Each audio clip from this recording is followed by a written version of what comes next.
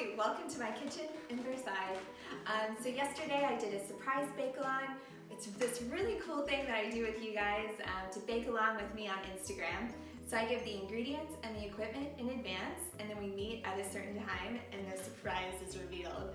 So yesterday we made a simple puff pastry, a apple galette or a simple apple tart, and then palmiers. And they're all ingredients that you hopefully have at your house. So very simple ingredients: flour, sugar, water, apples if you have them, and butter. And that's it. So we're gonna start with a simple puff pastry. And it is seriously easy, guys. You can do this. So what you need is really easy ingredients, and it's gonna take even faster than it would take for you to actually go to the grocery store to get it. So you'll need a cup of flour, or 114 grams, and then the same quantity of butter. So for your butter, it's 1 stick, 8 tablespoons, or 114 grams. Your butter should be cut into big cubes and straight out of the refrigerator, so cold. That's really important. So for puff pastry, it traditionally has a really big block of butter in the center, and then that is rolled in between our dough and folded, and that creates our layers. And when it's put in the oven, that butter melts and creates steam, which lifts those layers and separates them, making them nice and flaky and crispy. We're gonna be simulating that same effect as that traditional puff pastry, but with these really big pieces of butter. So it's really important that they stay cold and they stay in as big of pieces as you can, because that's what's gonna create the lift and those layers that you're looking for. If they get into smaller pieces, that's when you start making like a pie crust or something like that. All right, so let's get started. So we're gonna add our butter to our flour. And for your first step, what I want you to do is just toss the flour with the butter coating it. And then we're going to break up these pieces just a little bit with our thumbs. Do you see? I'm just breaking them, and that mixes them a little bit with the flour too. This should only take about, 10 seconds. It's really easy. And that's it. So go ahead and take a look at what I have here. It is really still huge pieces. I have a couple of small pieces, but they're all really big still. So we're gonna start adding our water. This is cold water, just straight from the tap.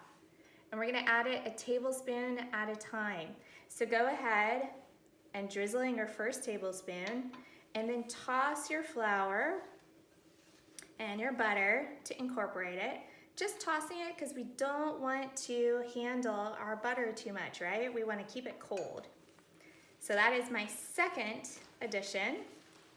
How much flour that you add, or how much water that you add, it really depends on your flour actually and the day.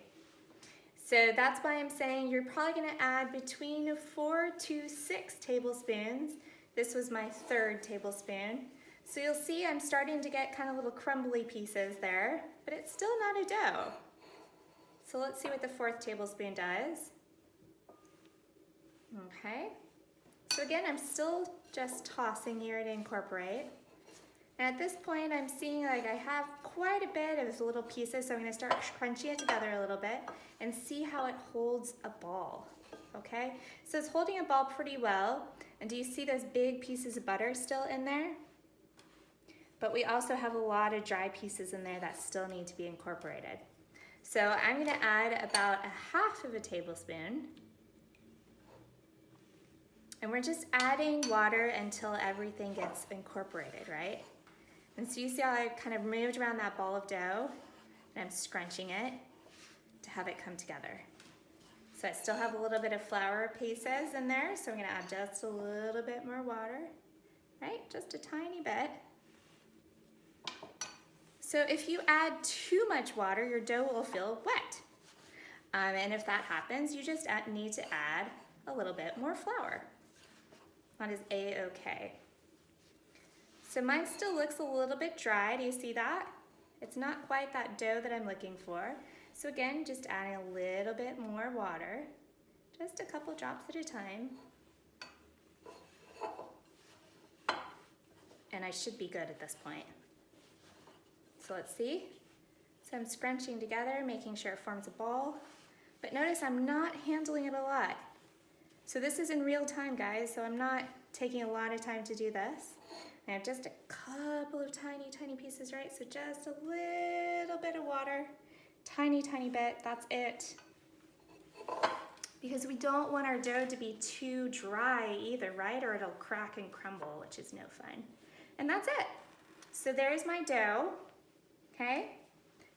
So what I want you to do is go ahead and feel it. Feel it with the back of your palm right here and feel if it's cold. If it's cold, you can go ahead and move on to the next step with me. If it's not, go ahead and wrap it in plastic wrap and stick it in the refrigerator. For puff pastry, you need to create folds to create those layers, which makes the puff. So for puff pastry, you need 5 folds. We are going to do 1 simple or single fold and 2 double folds. So that equals 5. Great math lesson. Let me show you how to do it. So here's my dough. I'm gonna go ahead and lightly flour my surface, lightly flour on top of my dough, and lightly flour my rolling pin. I'm gonna go ahead and try to shape this a little bit into the form that I want it to go into. And I want you guys to notice that it's gonna start out really rough, and then as we work it more, it's gonna get a lot more smooth, like a beautiful dough. Something I want to point out here is really important. So we have a ton of butter in here, so there's lots of beautiful butter streaks in here, but it will show through from time to time, which makes it difficult for you to actually roll it. And so if it shows through, it looks kind of sticky or tacky, just tap some flour on there and it'll keep that butter contained. All right, so I actually had quite a bit showing through there. Make sure that you move your dough around too, that's really important too. So what we're going for is a long rectangle. The length of your rectangle does not matter. It just needs to be long enough to where you can actually make your fold. You can manipulate your dough a little bit if you want, but it's all good. All right, so here's our first fold. This is our simple fold. So it's like you're putting a letter into an envelope. So up from the bottom, 1/3, and then down from the top to meet it. And that's it. And then we're gonna turn it towards a long rectangle again. I'm seeing some butter show through. So I'm gonna tap a little bit of flour on there and put a little bit more flour on my surface. And we're gonna do the same thing. So throughout this process, if your dough starts to feel at all warm, stick it in the refrigerator. That is extraordinarily important, okay? So just from time to time, feel your dough, and if it still feels cold, then you're good to go. But if it feels a little bit warm, then that's when you want to put it in the refrigerator. So rolling this out, about the length of my rolling pin, you see? And our next fold is our book fold. So I got lots of butter showing through here. All that buttery goodness. So for your book fold or your double fold, you bring the ends in to meet in the center, like so. And then you fold it over to meet. And that's it. Since I have a lot of butter on my surface here, I'm actually gonna clear it off with a little scraper. You can just do this with a butter knife too at home. And you put a little bit more flour down. And then that makes sure that it doesn't stick. Okay? So already my dough is looking a lot smoother. And it's gonna be so delicious. So this puff pastry, you can use this for any recipe that calls for puff pastry. Okay? So like I was saying, if you're staying inside, if you don't want to run to the grocery store, make your own. If you got flour and you got butter in the equal quantities, this is a great thing to do. Very easy. So look how much smoother my dough looks. So I'm going to do one more fold. I think my butter is actually getting a little bit warm. That's why it's so sticky too. Okay, so remember, up from the bottom, down from the top, and to meet in the middle, and then fold it over.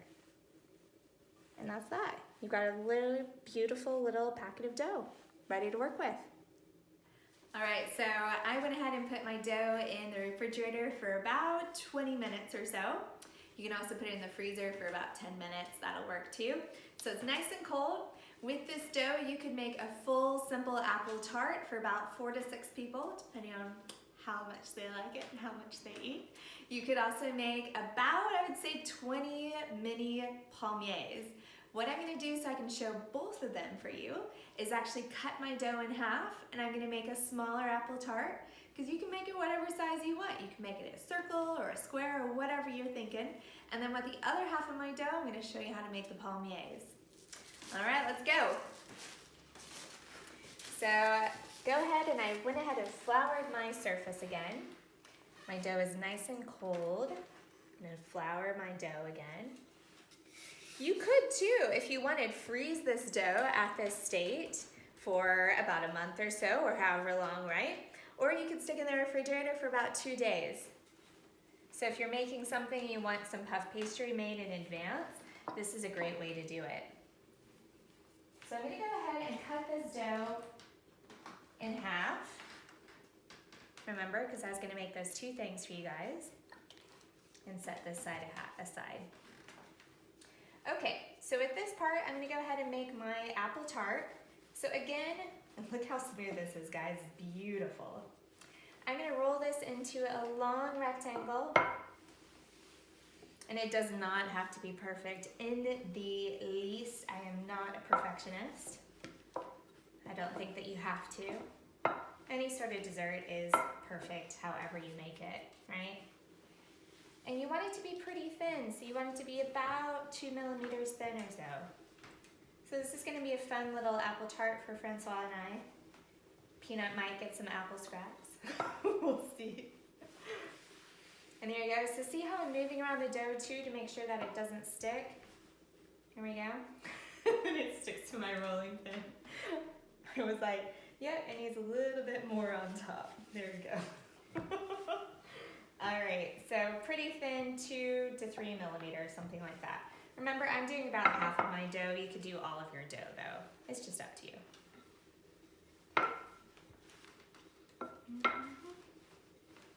All right, so go ahead and grab your cookie sheet that you lined with parchment paper. We're gonna move that on top. Go ahead and plop it on. Even out your sides. So I'm just using a paring knife. A pizza wheel would work great too. Or even like one of those wheels that you use to make ravioli. So this is where that bit comes in to where it does not have to be perfect, right? Because now I am making it more perfect. Okay? So again, you could make this into a circle if you wanted. I'm liking this long rectangle though. I think it looks really good. Okay, so now I'm going to go ahead and grab my apples. So this is how I slice them. It really helps if you keep them in a little stack like this, kind of like playing cards, and that really helps you place them. So for this one, I'm certainly not going to use all of these apples, that's for sure. You can fan them out in your hands, and that just really helps you just easily place them on your tart. Ta-da! Or you can, I'm not gonna do it with this one because it's just so easy, so perfect. Or you can place them one by one like this, kind of like you're dealing cards, right? And that works really well too. So you want them nicely overlapped because these are gonna bake in the oven. And go ahead and feel free to get creative with your design too. Leave a little bit of an edge because this is gonna puff up your puff pastry, but there's no need to fold it over. Oh, Peanut, here you go. Here you go, bud. All right, so lay those out, and I'm just about done. So there we go, so there is my apple tart. So simple, guys. So remember how I said have a little bit of butter set aside? You're gonna put just some little pieces on top. This is about a tablespoon. And I'm gonna add one more apple slice in here because I'm seeing some dough show through, and you wanna make sure that everything is covered pretty well. So just a couple more pieces. And then, again, this is an undetermined amount of sugar. Just go ahead and take a good handful. Okay, this is maybe 1/8 of a cup or something like that, and sprinkle it on top.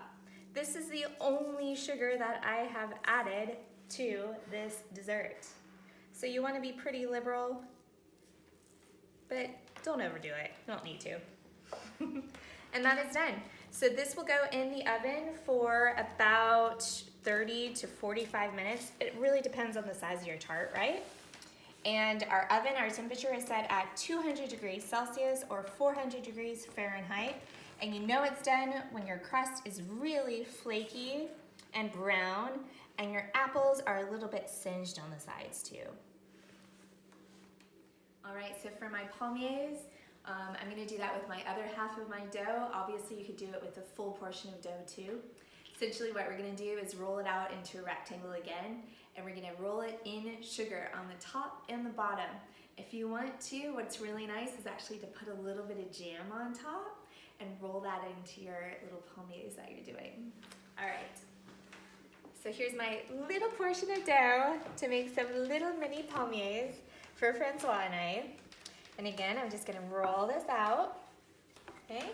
And it does not have to be perfect. I'm not OCD. I'm not one of those perfectionist, pastry chefs, anything like that. Because I know that there's some tricks that you can do to make things look really good. So I put just an indeterminate amount of sugar, so just a good little layer there. I just do a handful. And I'm gonna put some more on top. Again, do you see, just a handful? You don't have to be exact with this. And then we're gonna finish rolling out our dough in this sugar. And remember, this is the only sugar that I've added to my dough. And I want it to be nice and delicious. So this is kind of important. So again, for our thickness, we're going to about 2 millimeters again. And you're just really nicely kind of pressing that sugar in. Okay. All right, so that's good to go. So next what you're gonna do is go ahead and roll up the sides. Some people fold them. I like how it looks when they're rolled. So you're just gonna delicately roll this dough up to meet in the middle. So just like if you're doing like cinnamon rolls or something. And so that leads me to say, like, you could put different spices in here too. That's really good. Okay. And down to meet from this side as well. So once I finish with this, I'm gonna roll it in plastic wrap because it's a little bit too soft for me to cut this because I want it to keep its shape. Okay, and so that's done. So these are gonna make really cute little mini palmiers. Obviously you can make them whatever size that you want, so I could have rolled them from the other side and they might have been a little bit bigger. But I'm kind of loving how these are gonna be. They'll be perfect for like a little espresso in the afternoon. So the next thing I'm gonna show you is how to make a simple syrup. This is completely optional, but it adds that really beautiful professional touch to both the palmiers and the simple apple tart. To make simple syrup, it's super simple, guys. So it's just equal quantities of sugar and water. So I'm just gonna eyeball it. So about 1/4 cup. You're not gonna need a ton of this. And then about the same quantity and water, and that's it. So now we're just gonna bring this to a boil. So this is an induction stovetop that I use during my classes here. And we're just gonna boil this until the sugar melts. Et voila, so that is done. So what you're looking for is it's just gonna look like water, but a little bit thicker. I just took my palmiers out of the freezer. I had them in there for about 10 to 15 minutes, something like that. just to firm up my dough. So I'm going to put it on a cutting board, and then using a serrated or a bread knife, I'm going to go ahead and cut these into little cookies, just like cut and slice cookies. Okay? Super easy. Look how cute these are, guys. They're also called elephant cookies. So I'm cutting them about, that's like maybe about a quarter of an inch or a half of a centimeter. And before I put them on my baking sheet, I am going to put them in some sugar on both sides, just like what you would do for like snickerdoodles or something like that. So this is gonna caramelize in the oven and get all nice and delicious. These will not spread that much in the oven. So you can put a decent amount on the sheet, but you want to make sure that they have enough air around them so that they can breathe and bake and caramelize and get all yummy and delicious.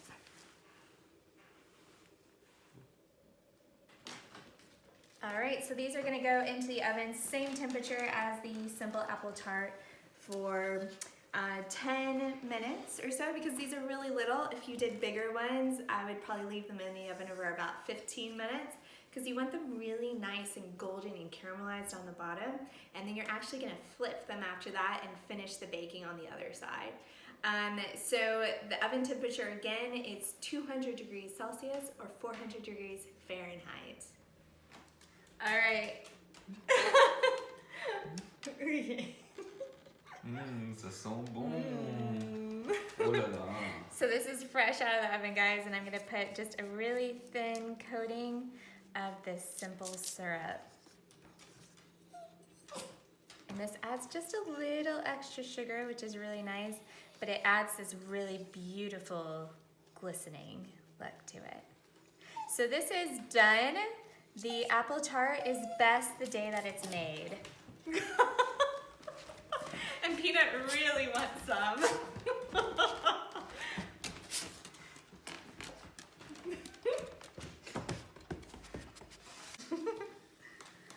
All right, so these palmiers, they've been baking for about 15 minutes. So I'm going to go ahead and flip all of them over and then bake them probably for an additional 3 minutes. These are little, guys, right? So remember, your baking time is going to depend on how big your actual palmiers are.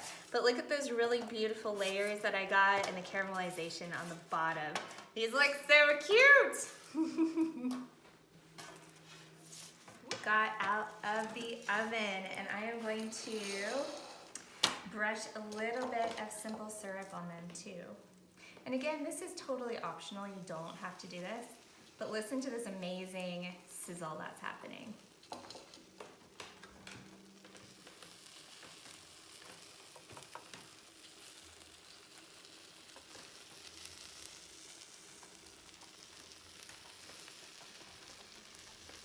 Guys, these look beautiful. Perfect for like a little coffee or a tea, or if you just want a little treat. So keep these in an airtight container and enjoy. Thanks for joining, guys.